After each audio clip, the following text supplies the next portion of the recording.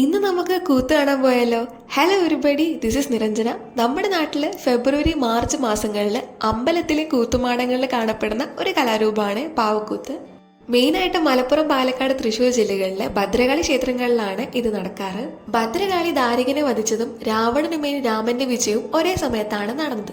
അതുകൊണ്ട് ഇതൊന്നും ഭദ്രകാളി കാണാൻ കഴിഞ്ഞിരുന്നില്ല.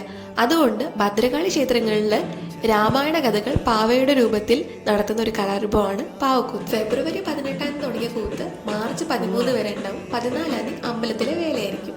ഓരോ ദിവസം ഓരോ ദേശക്കാരുടെ കൂത്താണ് ഉണ്ടാവുക. അതിനോടനുബന്ധിച്ച് കളമെഴുത്തും പൂജയും ഉണ്ടാവും. വൈകുന്നേരത്തെ എഴുന്നള്ളിപ്പോട് കൂടിയാണ് കൂത്ത് ആരംഭിക്കുന്നത്. ഇതിനൊപ്പം കൊട്ടും മേളവും താലപ്പൊലിയും ഉണ്ടാവും.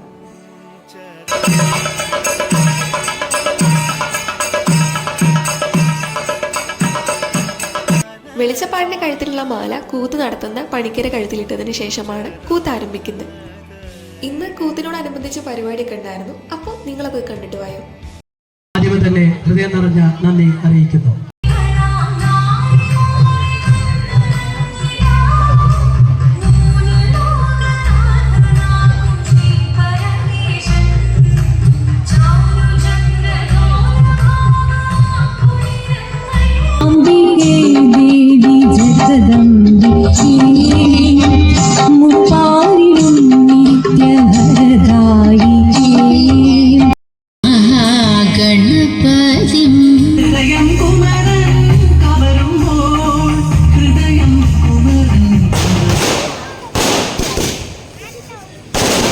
അപ്പോൾ കൂത്ത് കാണാൻ ആഗ്രഹം ഉണ്ടെങ്കിൽ തിരൂരുള്ള പുറത്തൂർ ഭയങ്കാവ് ഭഗവതി ക്ഷേത്രത്തേക്ക് വന്നാൽ മതി. ഇവിടെ മാർച്ച് 13 വരെ കൂത്തുണ്ടാവും.